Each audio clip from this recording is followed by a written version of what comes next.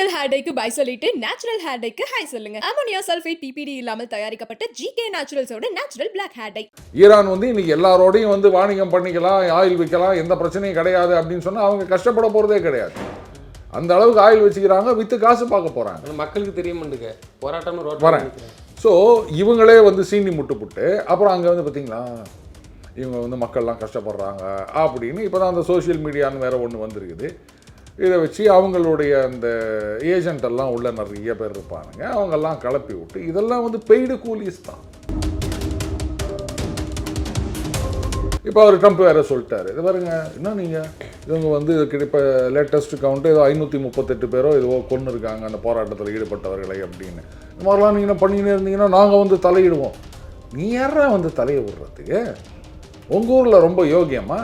இப்போ அங்கே அந்த பிரச்சனை பெருசாச்சுன்னு சொன்னால் உடனே வந்து நான் ஒரு குண்டை போடுறேன், நான் வந்து ஒரு ட்ரோன் ஸ்ட்ரைக் பண்ணுறேன், நீ அத்தை பண்ணுற இத்தை பண்ணுற, நீ சரியில்லை, இந்த ஆட்சி மாறணும் அப்படின்வாரு.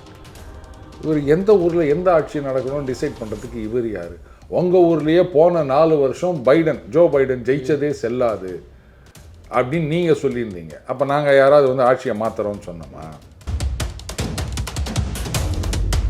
நான் ஏன்னா அவங்க வெனிசுவேலாவில் போயிட்டு தூக்கிட்டு வரும்போது அது தப்புன்னு சொல்ல, ஈரானில் வந்து காலை விடுவேன்னு சொல்லும்போது தப்புன்னு சொல்லலை. உங்களுக்கு வந்தால் மட்டும் அது ரத்தம், எங்களுக்கு வந்தால் மட்டும் தக்காளி சட்னியா? இப்போ இன்றைக்கி எவ்வளோ பெரிய பிரச்சனை ஓடி நிற்குது. இஸ்ரேல் ஏற்கனவே வந்து அடிச்சுட்டு போயிருக்காங்க, அமெரிக்கா வந்து அடிச்சுட்டு போயிருக்காங்க. இன்றைக்கி அவனுக்கு சாதகமாக இருக்க மாதிரி போராட்டம் பண்ணுறிய, டே விளக்கண்ண உனக்கு அறிவு இருக்கா அப்படின்னு அங்கே இருக்க யாராவது ஒருத்தர் கேட்கணுமா வேணாமா? அதனால தான் நான் திரும்ப திரும்ப சொல்கிறேன், தற்கொலைகளை தூண்டி விட்டு இந்த மாதிரி பண்ணின்னுக்கிறாங்க. தற்கொலைகள் விஷயத்தில் கேர்ஃபுல்லாக இருக்கணும் எந்த நாடாக இருந்தாலும். வெனிசுவேலாவை அடிக்கிறதோ இல்லை ஈரானை அடிக்க போகிறதோ இது வந்து அவங்கள மட்டும் கிடையாது, நமக்கு வைக்கிற ஆப்பு அப்படின்னு.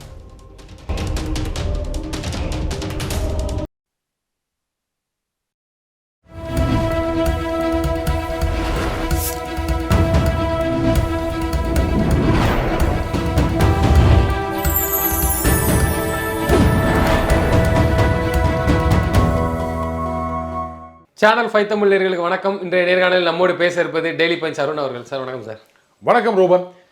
சார், ஈரானில் வந்து அமெரிக்கா ஏற்கனவே பொருளாதார தடை விதிச்சிருந்துச்சு. ஈரான் வந்து யாரோடையெல்லாம் வந்து பிஸ்னஸ், அதாவது தொழில் வர்த்தகம் வைக்கிறீங்களோ அவங்களுக்கு 25% வரி. இதுக்கு முன்னக்கூட்டி ஈரான் வந்து இதே கஷ்டத்தில் தான் தொடர்ந்து வந்துச்சு. ஏன்னா எப்போம்லாம் அமெரிக்கா பொருளாதார தடை விதிச்சதுக்கு அப்புறத்துலேருந்து இந்த பிரச்சனை இருக்கா, இல்லை ஈரானை வந்து ரொம்ப குறி வச்சு இந்த ஜென்ஸ் அமைப்பெல்லாம் தூண்டி விட்டு அமெரிக்கா வேடிக்கை பார்க்குது? என்ன தான் அமெரிக்காவோட திட்டம்? இந்த மன்னர் ஆச்சுன்னு சொல்லிட்டு ஈரானில் இதுக்கு முன்னுக்கூட்டி இருந்த ஒரு மன்னர், அவர் இப்போ எங்கேயோ நாட்டில் தஞ்சம் போய் இருக்கிறாரு, அவர் தான் திரும்ப கொண்டு வர போகிறேன்னு அமெரிக்கா நினச்சதெல்லாம் செய்த ஈரானுக்கு இது சம்பவம் பண்ண போதா? அதாவது இந்த துர்வாசர்னு ஒரு முனிவர் இருந்தார்னு சொல்லுவாங்க, எல்லாத்துக்கும் ஏதாவது நீ பேசுகிறா இந்த அப்படி சாபம் அப்படின்வாரு. அந்த மாதிரி இந்த ட்ரம்ப்பு என்ன பண்ணுறாரு, யாராக இருந்தாலும் இந்த அப்படி 25% அப்படின்னு ஆரம்பித்து 250 500% போயின்னுக்கிறாரு. இவங்களுடைய அந்த ஒரு டெம்ப்ளேட்னு ஒன்று இருக்குது. முதல்ல வந்து பொருளாதார தடைகள் அப்படின்வாங்க. இந்த பொருளாதார தடைகளுக்கு வந்து எந்த விதமான ஒரு லீகல் பேசிஸும் கிடையாது. ஏன்னா இது வந்து ஐக்கிய நாடுகள் சபை மூலமாக வர்றது கிடையாது. ஐக்கிய நாடுகள் மூலமாக வந்த தடைகளை இவங்க மதிக்கிறது கிடையாது. ஒரு காலத்தில் சவுத் ஆப்பிரிக்கா வந்து அது இனவரி அரசாங்கம், அவங்களோட யாரும் கொண்டு கொடுப்பு வச்சுக்க கூடாதுன்னா இவனுங்க தான் அவங்களோட கொஞ்சம் கொலாவிந்தானுங்க. அதை அவனுங்க ஒத்துக்கலை. ஆனால் இவனுங்க ஒரு தடை போடுவாங்களா, அதை உலகமெல்லாம் ஒத்துக்கணும் அப்படின்னு. இப்போ ரஷ்யாவுக்கு எதிராக தடை வச்சுருக்காங்களே, இதுக்கு என்ன லீகல் சாங்ஷன் இருக்குது? ஐக்கிய நாடுகள் சபையில் பாஸ் பண்ணி வந்ததா? கிடையாது. இவங்களாம் நினச்சிக்கிறது, நீ இனிமேல் இவனோட கொண்டு கொடுப்பு வச்சுக்கூடாது, அண்ணன் தண்ணி புழங்கக்கூடாது அப்படின்னு உடனே எல்லாம் கேட்கணும் அப்படின்னு நினைக்கிறாங்க.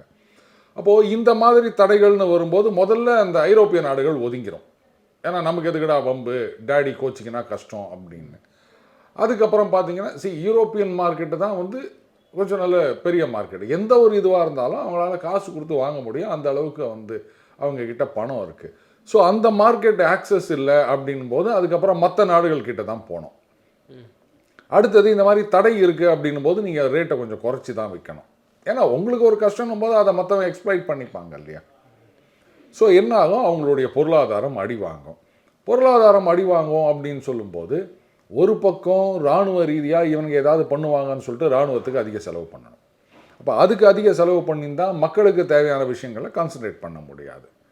உடனே அவங்க பார்த்தீங்களா, இந்த நாட்டில் இருக்கவங்க வந்து மக்களை பற்றி கவலைப்படுறதே கிடையாது, மக்கள்லாம் கஷ்டப்படுறாங்க, பசி பட்டினியில் இருக்கிறாங்கன்னா, நீ இது மாதிரிலாம் பண்ணதுனால தானடா அவங்க வந்து பசி பட்டினியில் இருக்காங்க. ஈரான் வந்து இன்றைக்கி எல்லாரோடையும் வந்து வாணிகம் பண்ணிக்கலாம், ஆயில் விற்கலாம், எந்த பிரச்சனையும் கிடையாது அப்படின்னு சொன்னால் அவங்க கஷ்டப்பட போகிறதே கிடையாது.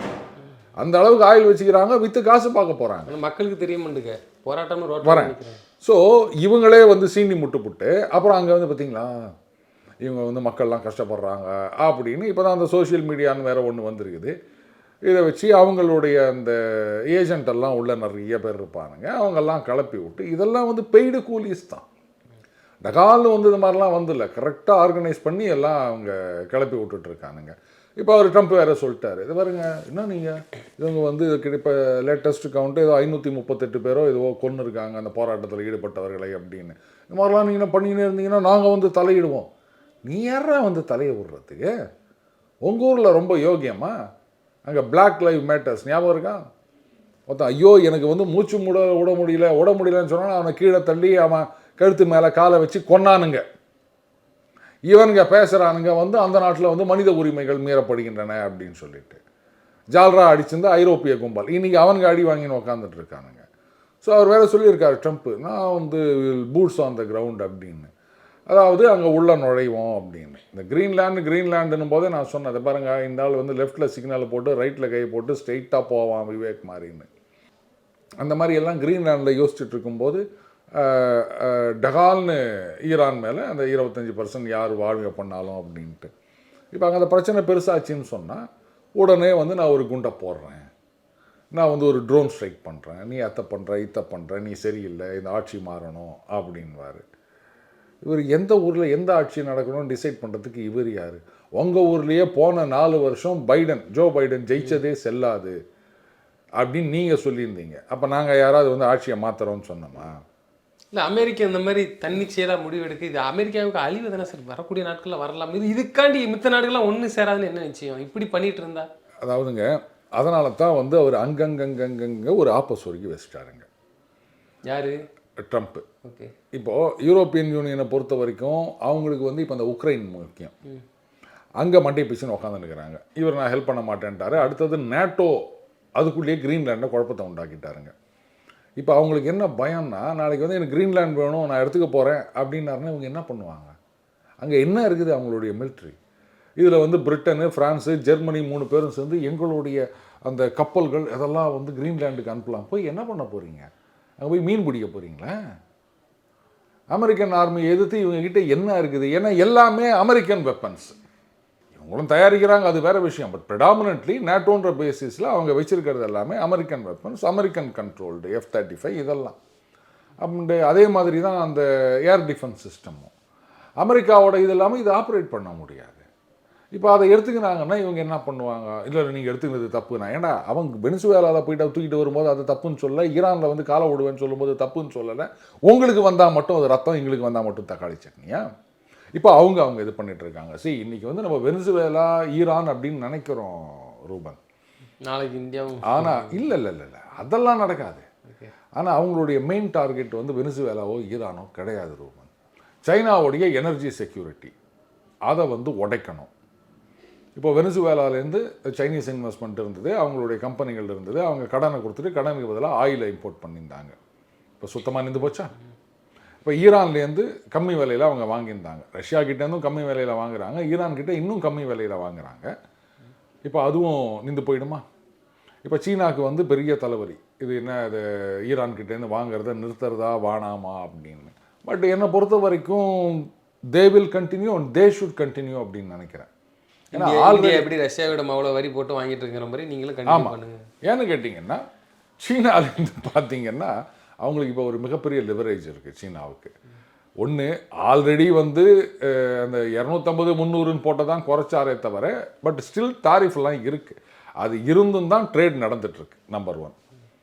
நம்பர் 2, இப்போ நமக்கு வந்து இப்போ 50% இருந்தால் 500% போடுவேன்னு சொல்லியிருக்காங்க இல்லையா? எவ்வளோன்னா தலைக்கு மேலே வெள்ளம் போனால் ஜான் என்ன முழம் என்ன, தலைக்கு மேலே போயிடுச்சு, அதுக்கு மேலே எவ்வளோ தண்ணி இருந்தால் நமக்கு என்னடா வந்தது அப்படி தானே சொல்லுவோம். அந்த மாதிரி நீ வந்து ஆல்ரெடி டாரிஃப் போட்டுக்கிற, அதுக்கு மேலே இன்னொரு 25%னாலும் எனக்கு என்ன வந்தது, உங்கள் ஜனங்க தான் கட்ட போகிறாங்க. ஆனால் நீ இதை ஸ்ட்ரிக்டாக என்ஃபோர்ஸ் பண்ணியானா, ஏற்கனவே அந்த ரேர் எர்த் எலிமெண்ட்ஸ்னு சொல்லுவாங்க, அதுக்கப்புறம் அந்த அந்த மேக்னெட்ஸ்னு சொல்லுவாங்க, அதெல்லாம் வந்து ஒரு வருஷம் தள்ளி வச்சுருக்காங்க அந்த ஏற்றுமதிக்கான தடையை சீனாவில். நாளைக்கே வந்து அதை நான் பாட்டுக்கு டாரிஃப் போட்டுனுக்கிறேன், நான் இதை நிறுத்துறேன்னு சொன்னால் என்ன பண்ணுவீங்க? ஓவர் நைட்டு உங்களால் இவ்வளோலாம் ப்ரொடியூஸ் பண்ண முடியுமா? ஆடி போயிடுவீங்க அமெரிக்கா. அதனால் எனக்கு என்னவோ சீனா வில் கண்டினியூ அப்படின்னு.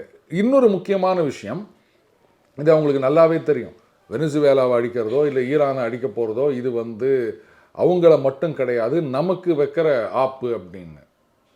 இப்போ என்ன ஆகும், பக்கத்துலேருந்து வருது ஈரான், ஆனால் வெனிசுவேலாலேருந்து அப்படின்னும் போது அது தூரம். அப்போது ரெண்டுமே உங்களுக்கு சப்ளை கட் ஆயிடுச்சுன்னா ரெண்டுமே சீப்பாக வருது.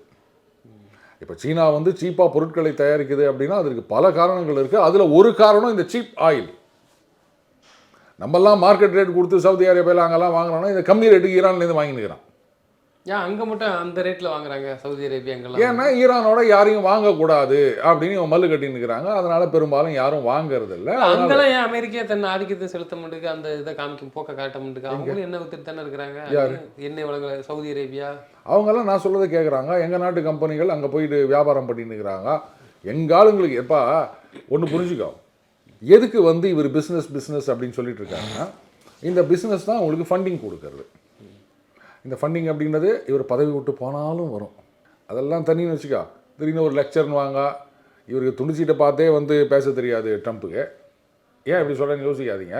மார்க்கோ ரூபியோ பைடன் மாதிரியே பண்ணார். அவர் ஒரு சீட்டை கொடுக்குறாரு, அதை அப்படியே படித்து அவர் மூஞ்சிக்கு நேராக சொல்கிறார், இது ஒரு துண்டு சீட்டு. இப்போ நம்ம வந்து ஐயா இது வேணாம், வேறு எதை மாற்றி பேசுங்க அப்படின்னு அவருக்கு சீட்டு கொடுக்குறேன்னு வச்சுக்கேன். சரி ஒன்றே முடிஞ்சால் ஓகே நான் மாற்றி பேசுகிறேன்னு சொல்லலாம், இல்லாட்டா தூக்கி போட்டு விட்டுடலாம்.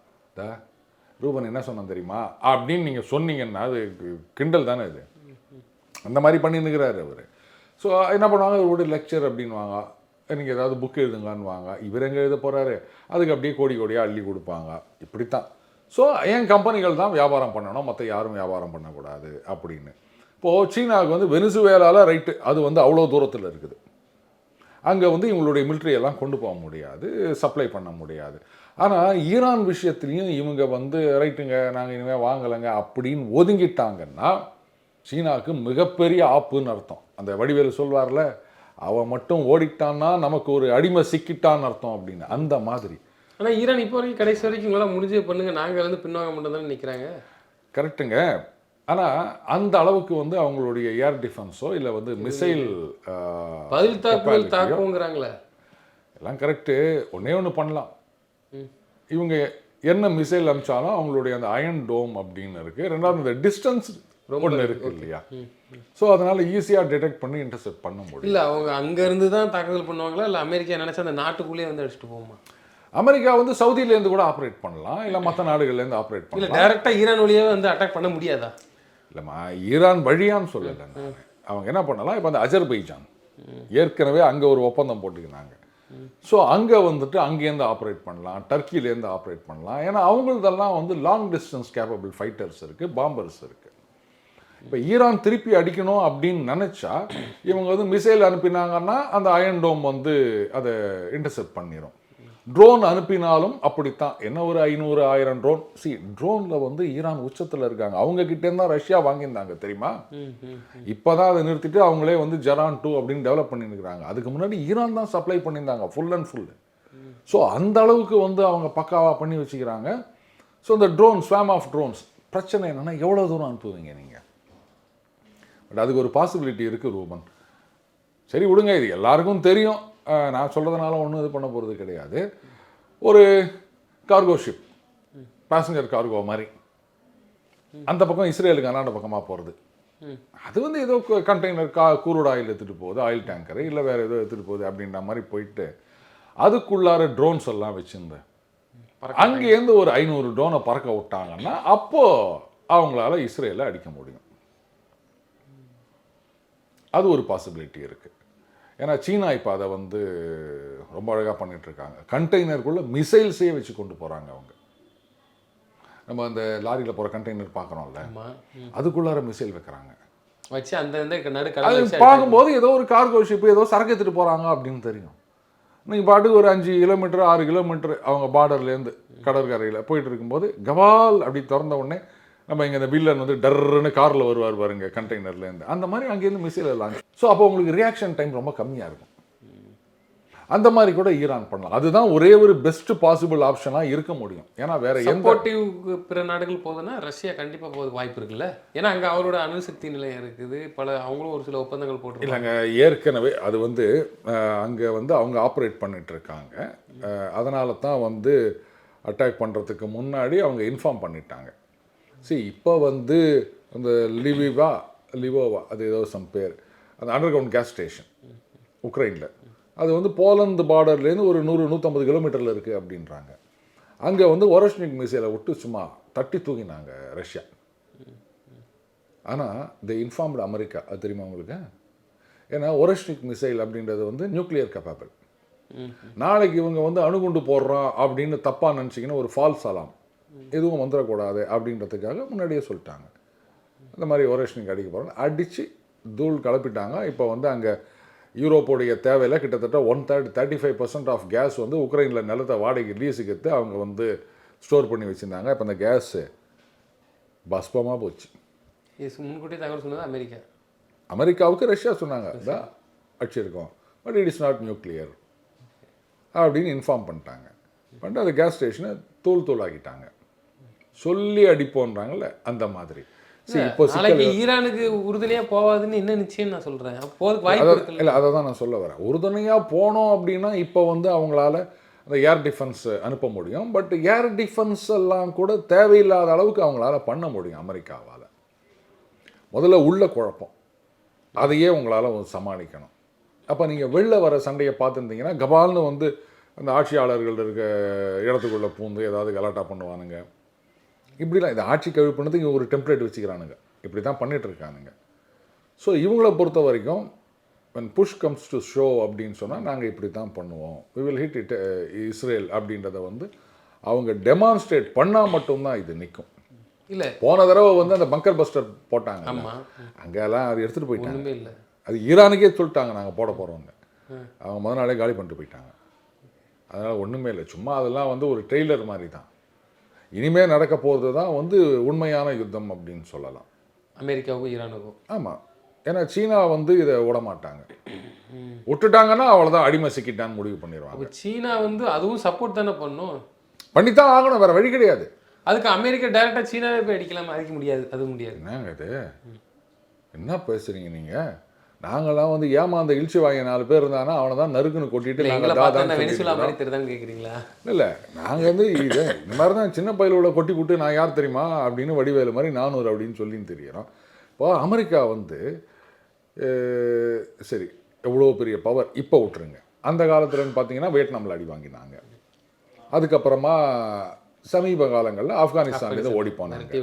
சரியா? இவங்க ஒரு பெரிய நாட்டுக்கிட்ட சண்டை போட்டாங்கன்னு சொல்லுங்கள்.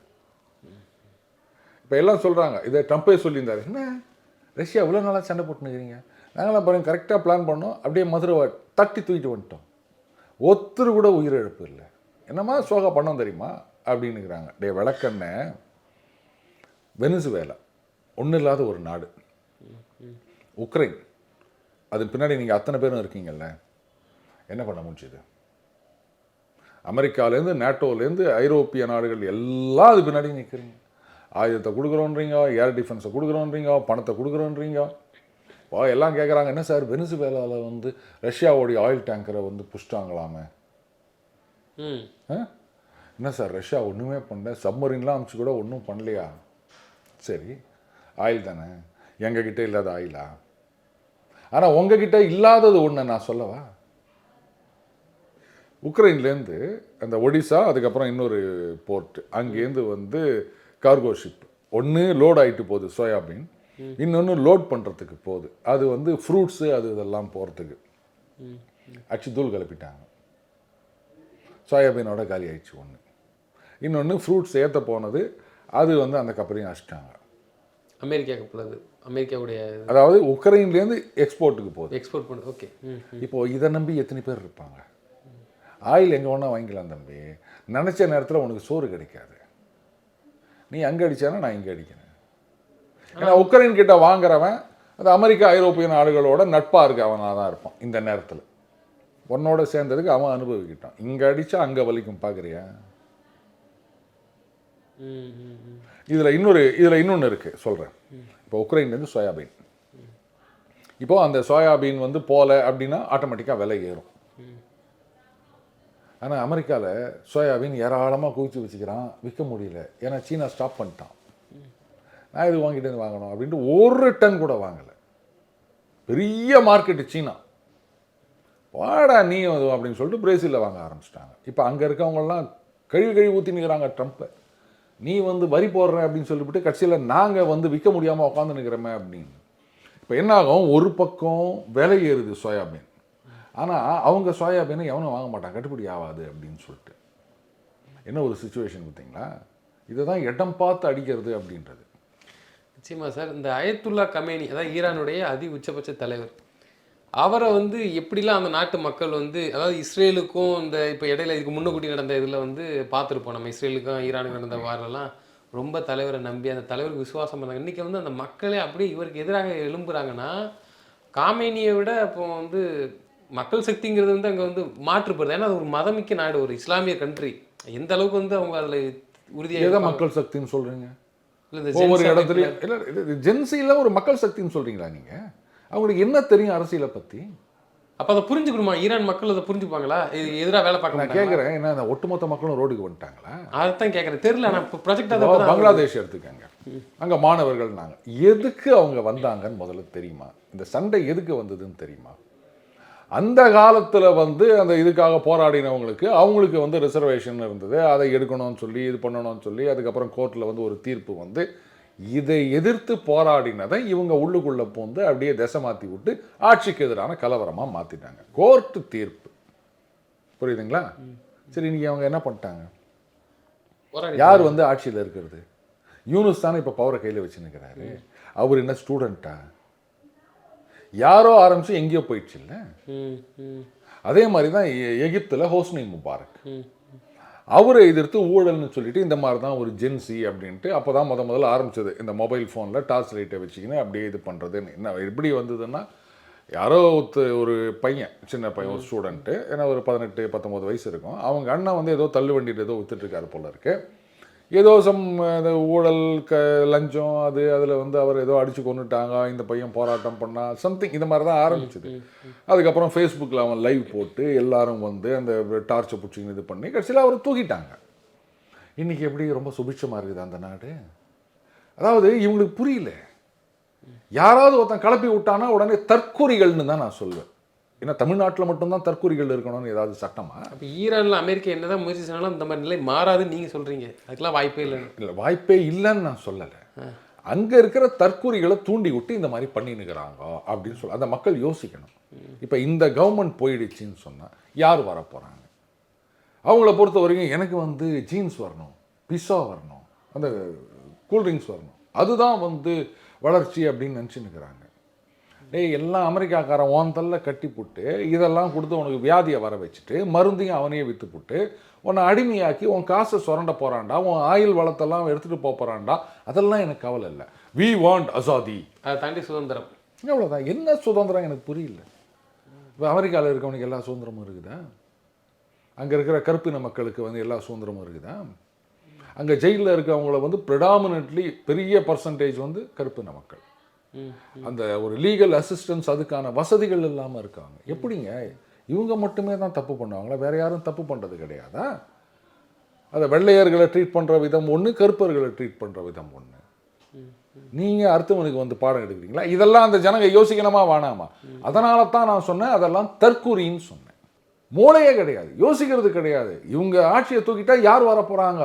நம்ம நாட்டோட வளத்தை வந்து இன்னொருத்தனுக்கு தூக்கி கொடுத்துட்டு உக்காந்துருக்கணுமா நம்ம அப்படின்னு கொஞ்சம் யோசிச்சிங்கன்னா, அந்த தேசப்பற்றுன்னு இருந்ததுன்னா இன்னைக்கு யாரும் அங்கே பிரச்சனை பண்ண மாட்டாங்க. அமெரிக்கா இவ்வளோ கலாட்டா பண்ணினுக்கிறாங்க. இந்த நேரத்தில் நாம் அரசாங்கத்துக்கு ஆதரவாக இருக்கணும். அவங்க என்ன தான் இருக்கட்டங்க. இப்போது நம்ம நாட்டில் கூட பார்த்தீங்கன்னா எதிர்கட்சியை ஒருத்தருக்கு திட்டிகிட்டு இருப்பாங்க ஆளுங்கட்சி. சண்டைன்னு வந்துருச்சுன்னா எல்லாம் ஒன்றா சேர்ந்துருவாங்க இல்லையா? அப்போ இன்றைக்கி எவ்வளோ பெரிய பிரச்சனை ஓடி நிற்குது. இஸ்ரேல் ஏற்கனவே வந்து அடிச்சுட்டு போயிருக்காங்க, அமெரிக்கா வந்து அடிச்சுட்டு போயிருக்காங்க. இன்றைக்கி அவனுக்கு சாதகமாக இருக்க மாதிரி போராட்டம் பண்ணுறிய, டே விளக்கண்ணா உனக்கு அறிவு இருக்கா அப்படின்னு அங்கே இருக்க யாராவது ஒருத்தர் கேட்கணுமா வேணாமா? அதனால தான் நான் திரும்ப திரும்ப சொல்கிறேன், தற்கொலைகளை தூண்டி விட்டு இந்த மாதிரி பண்ணின்னுக்கிறாங்க. தற்கொலைகள் விஷயத்தில் கேர்ஃபுல்லாக இருக்கணும் எந்த நாடாக இருந்தாலும். இறுதியான ஒரு கேள்வி சார். அமெரிக்கா வந்து இந்த அதாவது அயத்துல்லா கமேனி அகற்றிட்டு ஒரு ஆட்சியை நான் அமைச்சு கொடுப்பேங்கிற ஒரு இதில் இருக்கிறாங்க, செயல்பாடுகள் பண்ணி ஜென்ஸ் அமைப்புலாம் தூண்டி விட்டுருக்காங்க. இன்னொருவர் அவர் ஏற்கனவே எனக்கு தெரிஞ்சு ஷா. ஷா அவங்க அவர் இப்போ எங்கே தான் இருக்கார்? லண்டனில் இருக்காரா, அமெரிக்காவில் இருக்காரா? இப்போ அவர் வந்தோடனே அவரை தான் யூஸ் பண்ணிக்குமா அமெரிக்கா? அவர் முதல்ல யார் சார்? மன்னருங்கிறாங்க ஈரானுடைய. ஏங்க நீங்கள் வந்து ஜனநாயகம்னு சொல்கிறீங்க, அப்புறம் மன்னர் ஆட்சின்னு சொல்கிறீங்க. அமெரிக்கா வந்து ஜனநாயகத்துக்கு ஆதரவு கொடுக்கறது தானே, அப்புறம் ஏன் மன்னர் ஆட்சியை கொண்டு வரீங்க? மன்னர் ஜனநாயகத்தை கொடுப்பாரோ? அப்போ அவர் மன்னர் கிடையாது, அப்போ அவர் ஜனாதிபதியாக இருக்கணும்ல. இல்லை வேற ஆளை கூட சூஸ் பண்ணலாம், திரும்பவும் அவரே கொண்டு வரதுக்கான காரணம் என்ன? இப்போ வரைக்கும் அவர் அமெரிக்காவில் தான் இருக்குன்னு சொல்கிறாங்களா? இல்லைங்க, அதாவது ஒரு காலத்தில் அந்த ஷா ஆட்சி இருந்தது, அது வந்து ரொம்ப லிபரல். ஈரான் வந்து இன்னைக்கு இருக்கிற மாதிரி கிடையாது, நம்ம இந்தியா மாதிரி அமெரிக்கா மாதிரி அப்படி இருந்த நாடு. ஈராக்கும் அப்படி தான் இருந்தது, ஆப்கானிஸ்தானும் ஒரு காலத்தில் அப்படி தான் இருந்தது, புரியுதுங்களா? இந்த மாதிரி எல்லாம் வந்து கட்டுப்பாடுகள் இல்லாமல் இருந்த காலம்.